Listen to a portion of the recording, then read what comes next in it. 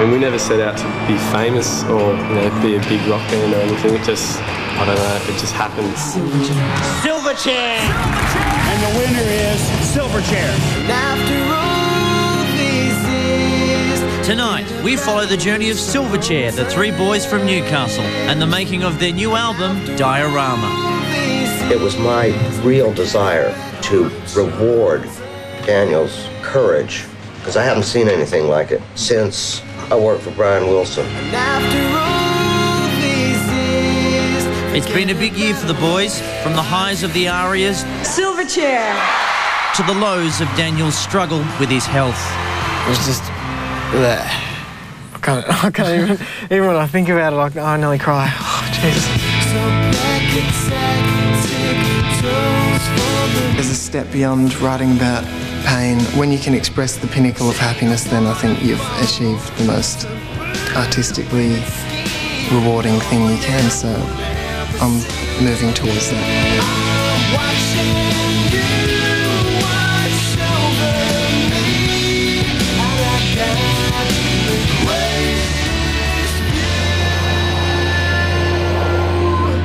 Well, boys, thank you very much for coming in. Thanks for having us. Good to see you all.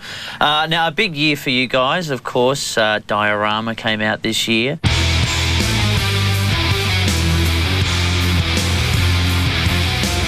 Does it feel like you've actually released an album because you haven't really had a chance to get out and promote it much? Kind of does, but just without the live aspect of it. It's a little bit frustrating not to be able to get out and play.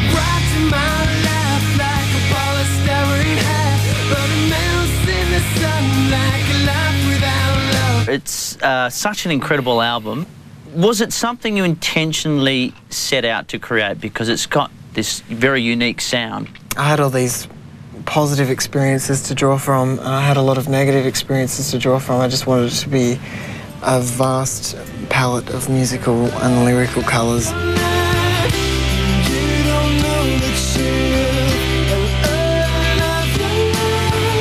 I just wanted to kind of, I guess, express every emotion that I'd felt up until that point when I was writing the record.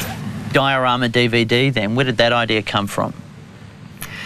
I'm not sure where the idea came from, to tell you the truth. I just remember, we've known Robert. He was the guy that shot the first video, and actually he's always just been different places filming things, whether it be on tour, in the studio, or at different events. He's always there filming something. He's got archives and archives of stuff, but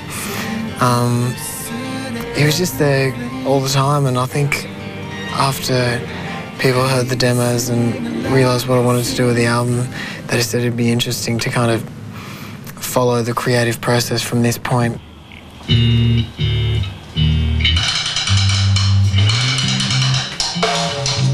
Alright, are you ready to do the next one, Phil? Oh yes. It's called One Way Mule. One Way Mule? Be nice to animals. It's a blind mule and it's just following its line of sight. This story just gets sadder and sadder, this story. It is pretty sad. Okay, well play me a little bit.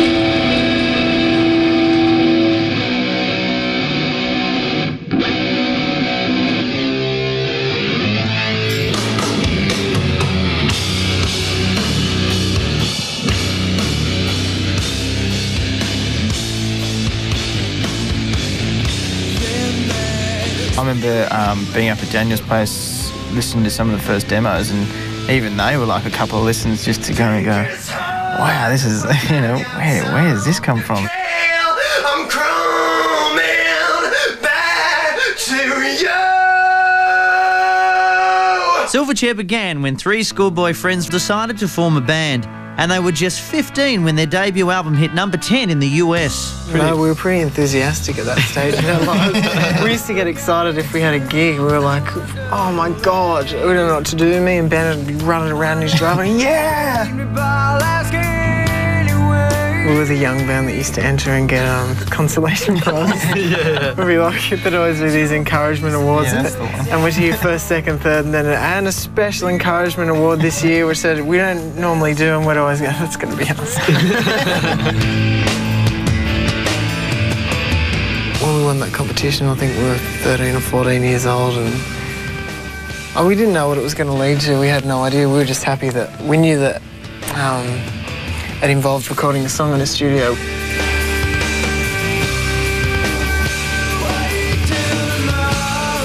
Their first single, Tomorrow, went #1 in Australia and was 1995's most played song on American modern rock radio.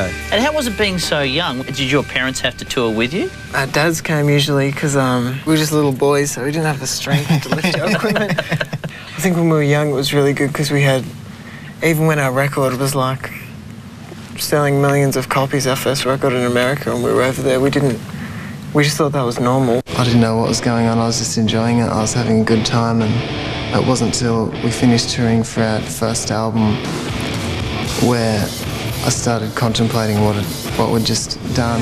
Body and soul, I'm a freak, I'm a freak. On Freak Show it was all about anger, which when you're a teenager, especially a teenage male, anger is almost an emotion that you're proud of.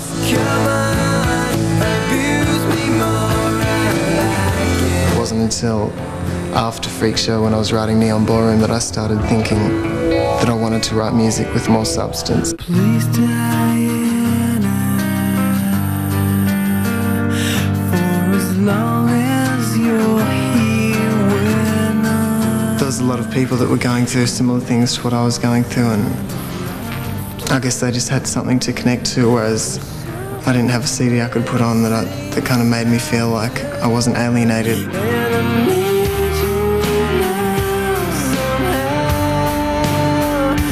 The first two albums we were just oblivious to everything, and the start of Neon Ballroom we were oblivious to everything. We just started getting more educated, I guess, as to how things work, because we were refusing to do lots of things, and they were saying, well, if you don't do that, then this won't happen and this won't happen. And if you don't play a radio show in America for this radio station, then they're linked to these other 150 radio stations and they won't play. And that was really the beginning of the end. That was really when we got too much knowledge and all became cynics and everything went downhill. I was just taking too many antidepressants. Everything was suppressed. Every single emotion that you could feel was suppressed. There was very little happiness and very little sadness. In 2000 was when I actually came off all the antidepressants. I just didn't know where I was, and everything was new to me, and I felt really, really emotional.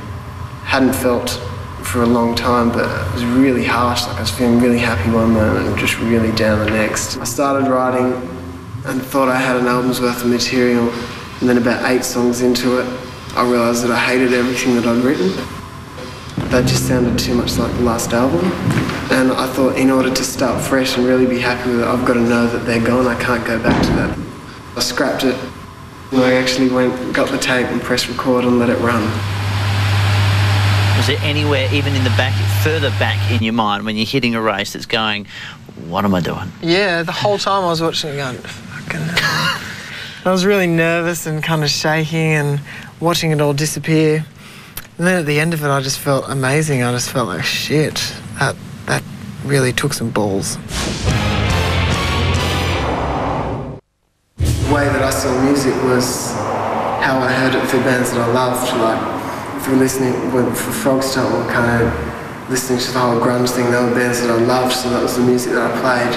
With Freak Show, we were into a lot more heavier stuff because we were getting older, and I was just getting angrier as a person. When it came around to Neon Ballroom, it wasn't so much about playing music that I was listening to, it was about playing music as an expression of myself and using it as more of, it's more of an art form. It's more creating something which is magical and something that you can listen to, and this album to me is really magical. Take us through the creative process of Diorama.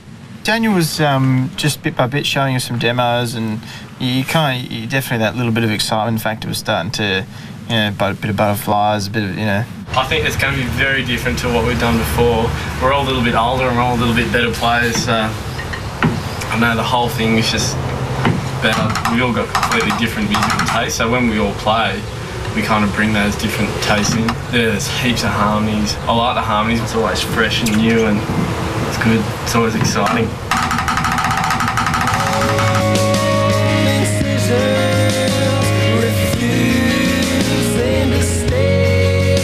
When you hear one of the new songs that Daniel's written. It's a bit of a surprise at first, but after playing it for so long, you start kind of going, no, this sounds like us.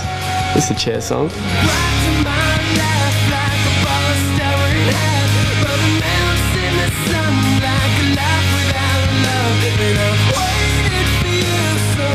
Because we did start so young, you know, it gave us a lot of room to move. We've had quite a few years to evolve as players and as people.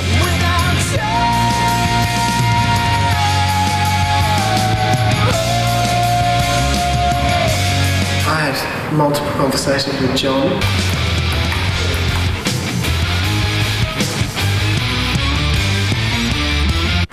About getting someone who was not a typical rock producer. Just went through a whole heap of bios, and I don't know, we'd listen to show reels and stuff of different people. And David Bottrell just really stood out.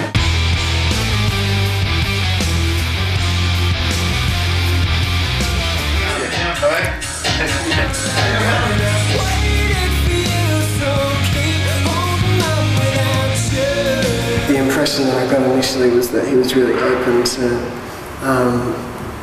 to being ambitious, and he wasn't scared by a lot of the ideas I had, which a lot of the other guys that I met were. They were kind of, when I was talking about ideas I had and when they'd heard the demos, I think they were a bit, they didn't really know how to take it. I think they just thought it was a kid with these stupid stoner ideas. Like the sections don't overstay their welcome, they don't kind of like drag. Yeah, yep. It's a little tight, but I think tempo-wise,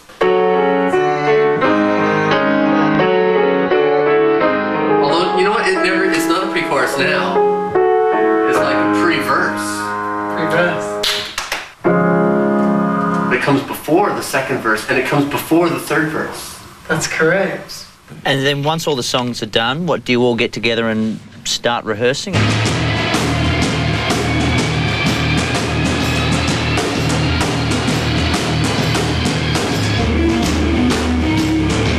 Right now, this stage, this is as good as my life ever gets. I mean, I can't imagine life being better. And I mean, everything is just in place. 18 months to 2 years writing a record, and now we're rehearsing it.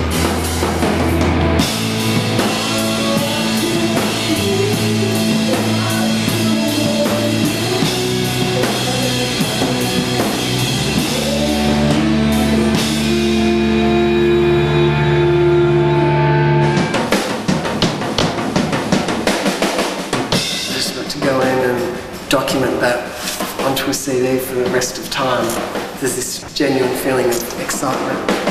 It feels like everything's in place, and we've kind of got this rough map, and we can kind of follow it and see where it takes us.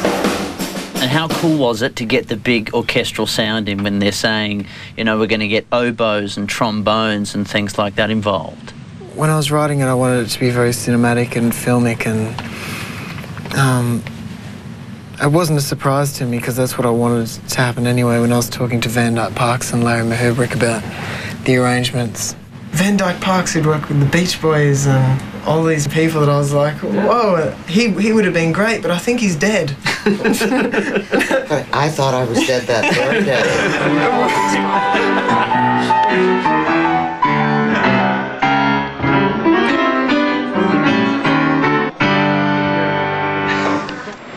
I'm going to be raped by a kangaroo. Something's going to happen to me.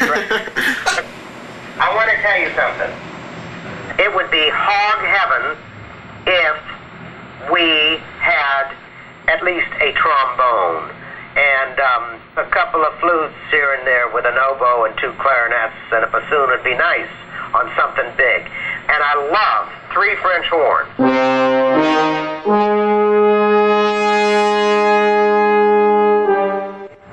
All right, well, now what we have to do, Van Dyke, is speak to the money people and see what sort of budget we have available for the numbers that we're looking at. And then within the next at least 24 hours, we'll have all the answers for you. All right, like, I'm not trying to be pretentious about this. I'm trying to strike a good balance between what I know and what I hear in your music. Okay. That's fantastic.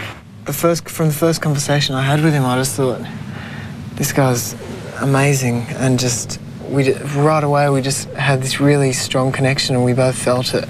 It was my real desire to reward Daniel's courage, because I haven't seen anything like it since I worked for Brian Wilson. I haven't seen this kind of thing, you know, just for a person who didn't need to do something but demanded it of himself.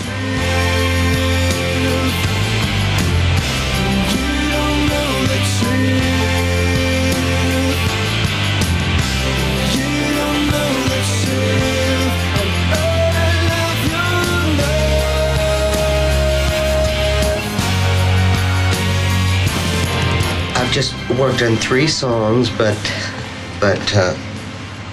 that's been a career. I mean, I was a brunette when I started this project, okay?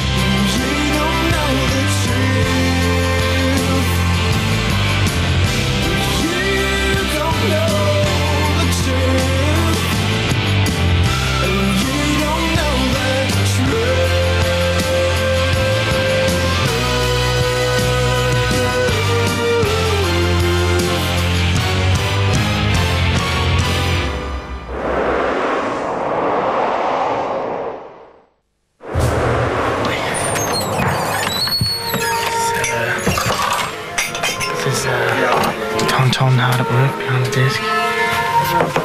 Ben, he's concentrating very hard. It's all very exciting. It's very, very exciting. Was it exciting for you being a producer this time round? Yeah, I loved it. I really had a good time. I just had such a clear vision of what I wanted to do sonically and with song arrangements.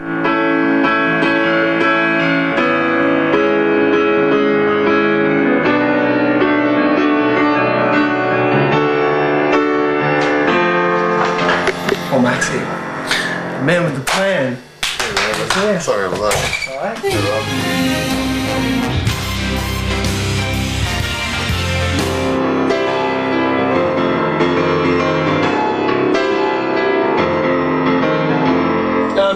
Do you want to go from that actual spot? Maybe, let's just go for a take. And what's Daniel John's record producer like to work with? Don't listen to this answer. Is it easier or harder having the producer also being a member of the group? I don't think it's any different. I suppose it's something that he was living and breathing for so long. He had such a clear picture, like he said. I personally feel really kind of young and enthusiastic again. This album is about capturing a really positive energy. I don't think we've had this kind of enthusiasm for music since we were like 15.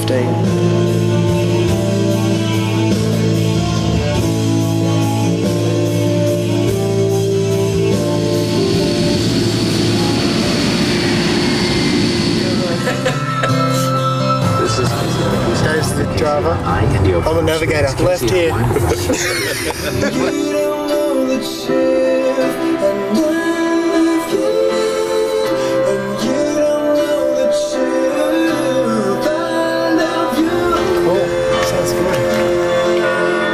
When you start to record an album, do you have someone from the record company who comes in to oversee it and just make sure everything's going okay? Is that the A&R guy?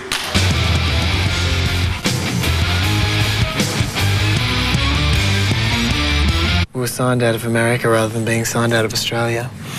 So one of the things that came with that, which we didn't know at the time, was the American record company guy would be coming over and telling us what he liked and what he didn't like. Because as soon as the do-dos are there, it's not Danielson at the piano. You know, and there they are right up front. Rather than just hearing a piece of music and saying that's good, you know, for what it is, he was saying that's good, but American radio works like this. Well, let's assume that radio will play the breakdown section, which is fucking radical, but let's also assume that they won't play that section. Again, I'm talking radio here. I just keep thinking that, you know, a verse is needed in this section here. You're going to write melodic songs. If you don't follow your melody, then you're really throwing the listener off. That's the most frustrating thing about the whole industry. It's just there's so much crazy bullshit that goes on that people outside aren't aware of. It's just corrupt and sickening and disgusting. I'm not winning here. I'm not winning either, Dave. None of us are winning, Dave. We're all losing. It was much more about, you know, the rock quota Yeah, I know. of the record, you know. Well, they probably want the first single to be a rock song. Yeah, they do, but there's a difference between writing a rock song and writing a rock single. Found the lock to my dorm and open the doors to my trust. Find love is true. The light in my darkest hour is fading. Now, what impressed me was the way you stood your ground on this. I was just standing my ground because I knew in my heart that there's no right or wrong when it comes to music. There's no right or wrong, there's no good and bad, there's only what people like and what people don't like. Are you saying that you're just not willing to try anything different on that area? Oh yeah, because I think it's perfect. Like if I sing it another way and he really likes it and I hate it, then he's instantly got an option. Like there's a decision to be made, whereas if I just outright refuse to come up with another way to sing it, there's no option. I think a lot of people underestimate the intelligence of the general public.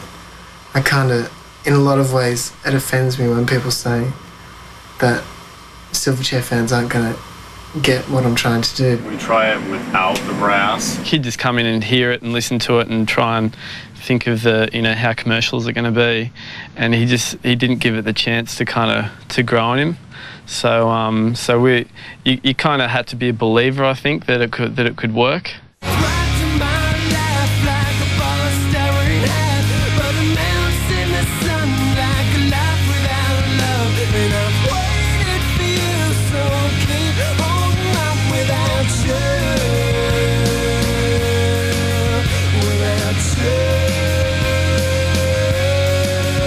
He was dealing with a songwriter that wasn't writing songs to be hits, he was writing songs to be good.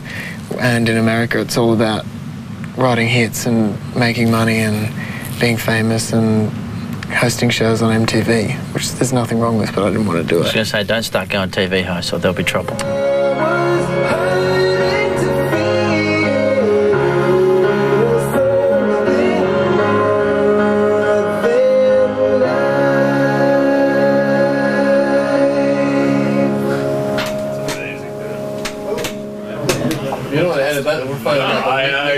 See, now there's an example of me not wanting to do it. Well, I'm with you because it takes you, to me, it takes you out. You're just in the zone. It's great. I don't want to leave here yet.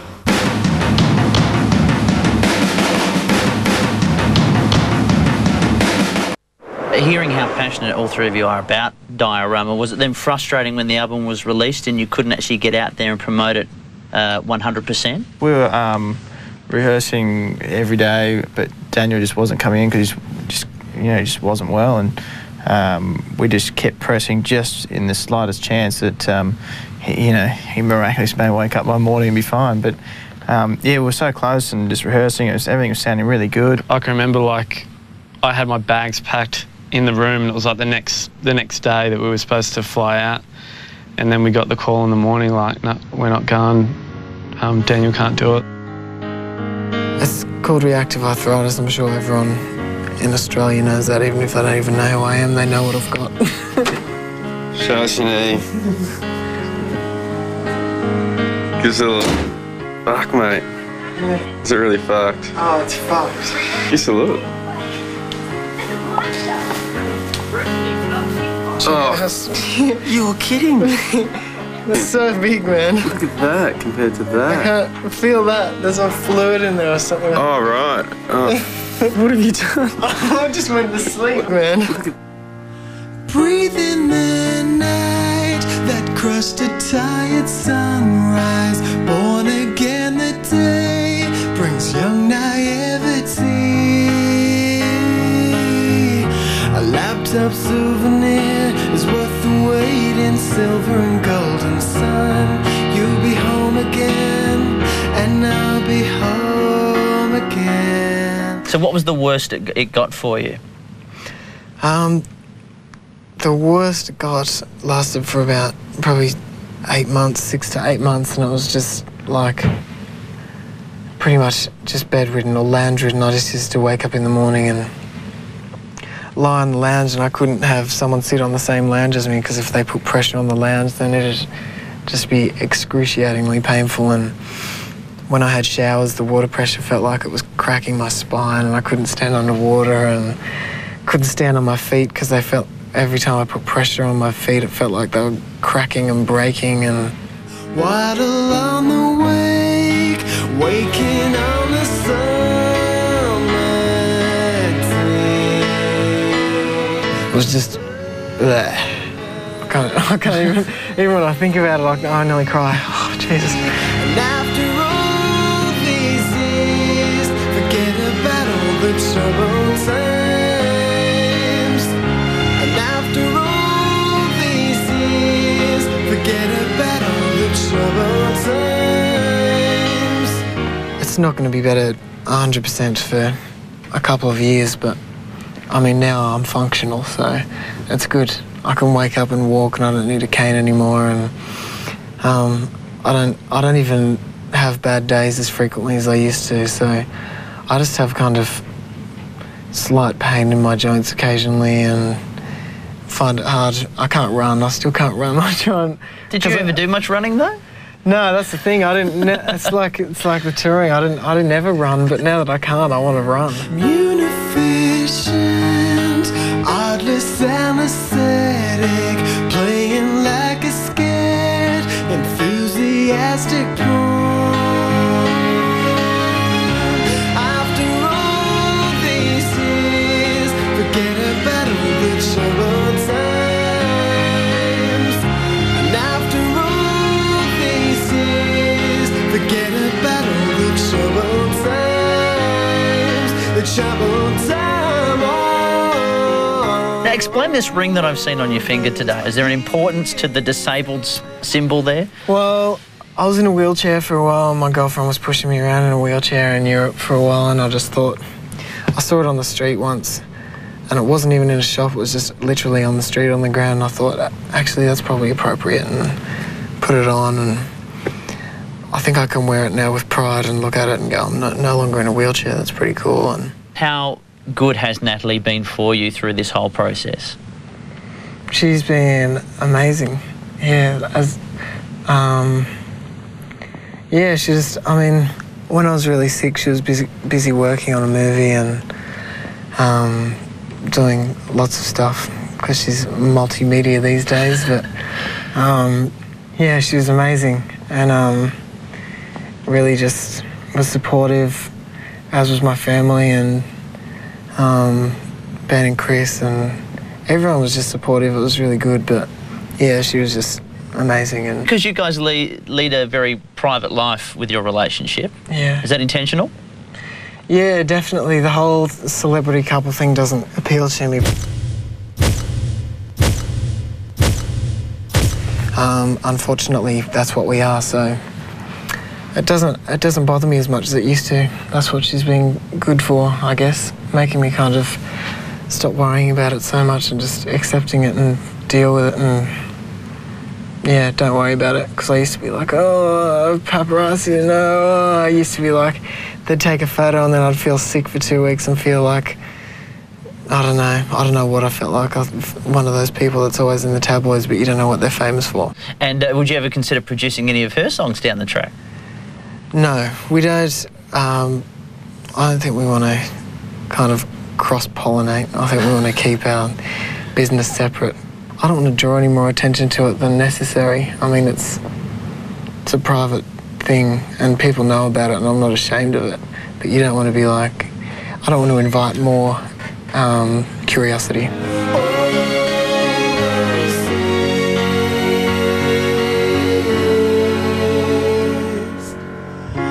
After all these years, forget about all the troubled times. And after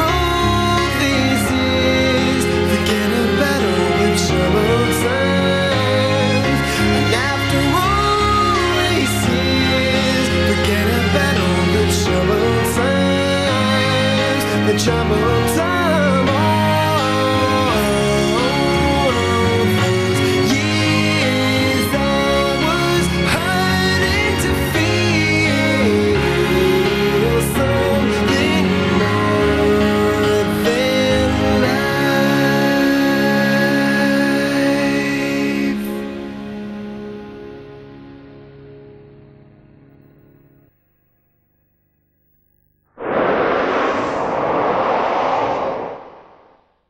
Ben was crazy. He lost the plot. We got a record deal, and the next thing we were in America on a tour bus, and every time you'd walk into a room, Ben's ass would be out the window.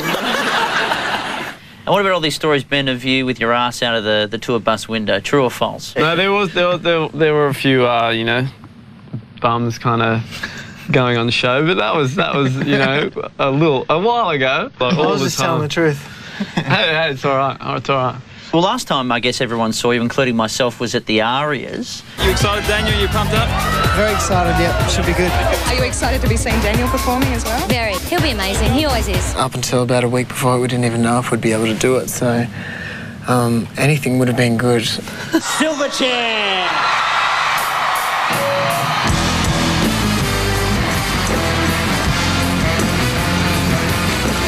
What was going through your head? What was going through your stomachs? It's amazing how nervous, I suppose you guys pretty nervous too? Yeah. Yeah, how nervous you get with just going out and having to do one song.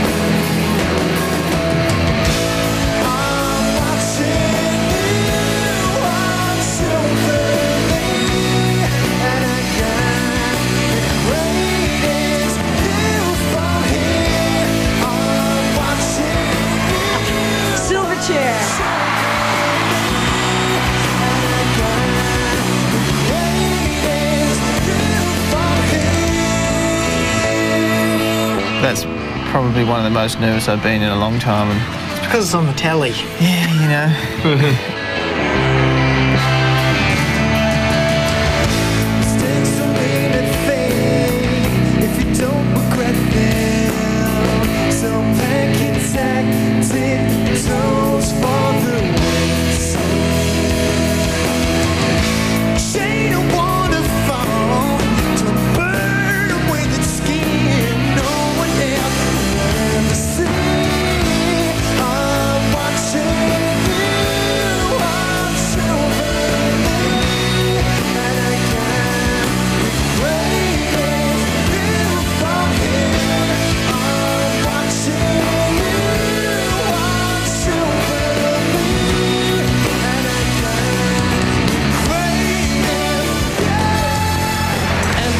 Goes to Silverchair.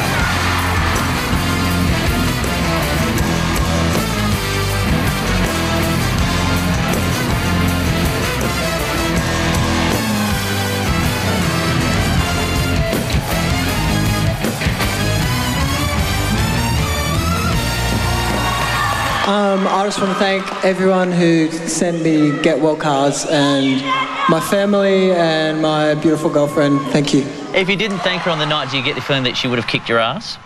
No, definitely not. She didn't. She was surprised that I thanked her. I didn't even think it was a big deal.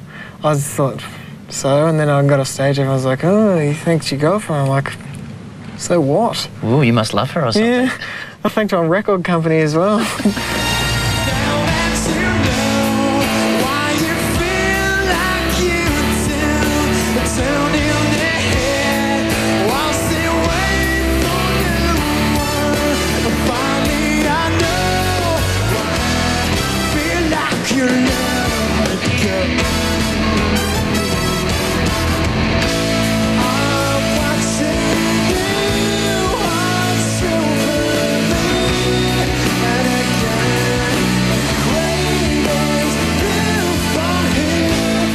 Felt really amazing, just playing together again, and every now and then I'd open my eyes and look out and the crowd was so enthusiastic, and I was like, oh.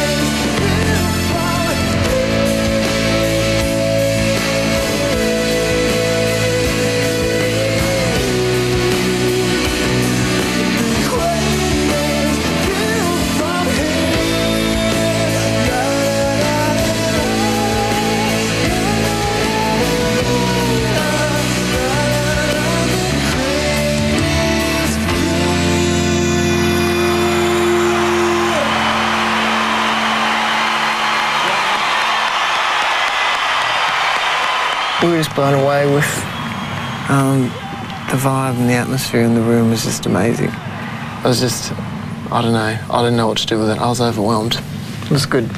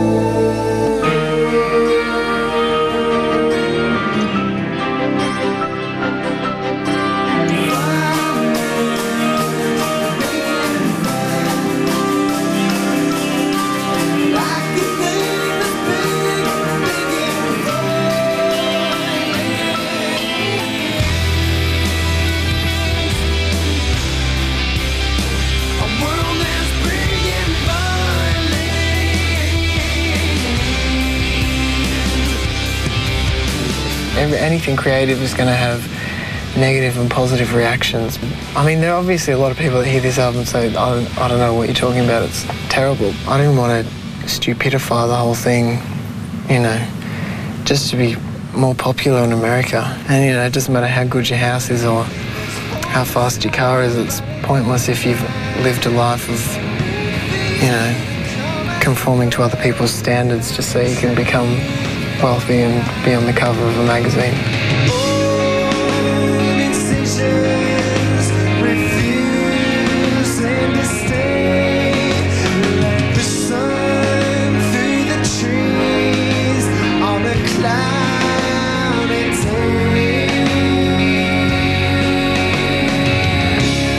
I guess the big question is, where next? What are you going to do with an album like Diorama? Is it a pinnacle now that it's going to be hard to take that next step? I'm not going to look at the next album and say, oh, I've got a top Diorama. I'm just going to look at it and say, it's got to be, I've just got to be true to myself and maintain my integrity and not, I think it would be false to try and say, oh, I'm going to make Diorama but better, because it's not where I am. I've been through a lot in the last year and it's made me look at things differently, and everything that happens to you in your life affects what you write, so. This guy is awake, okay? He's awake. He's obviously, he's very musical, and beyond all that, within that ability is an undefeated romantic, an informed optimist.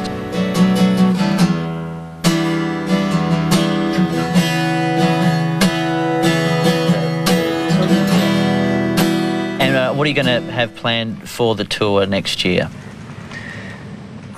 I think we're, at the moment, it's subject to change, but at the moment we're thinking of doing it in 2 sections, like a quieter section where it's more of a listening experience, and then doing a more kind of traditional Silverchair show. But all I know is it's going to be really amazing playing the new stuff live, and we're going to rehash some old stuff. Tickets are on sale tomorrow for that. I'm already camping out. I'll be there in the front. That's great. If not, you know, I'm happy to be a roadie. No, we'll put you on the guest list. Yes.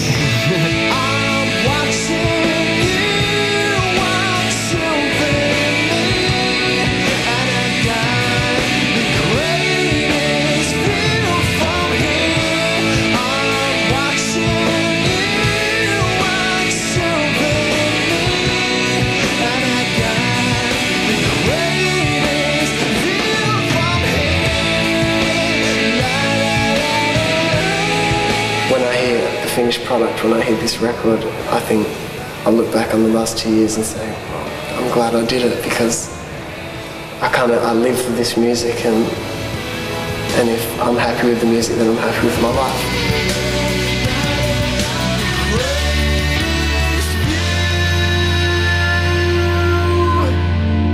Say hi to your mum for me. Where's Silverchair?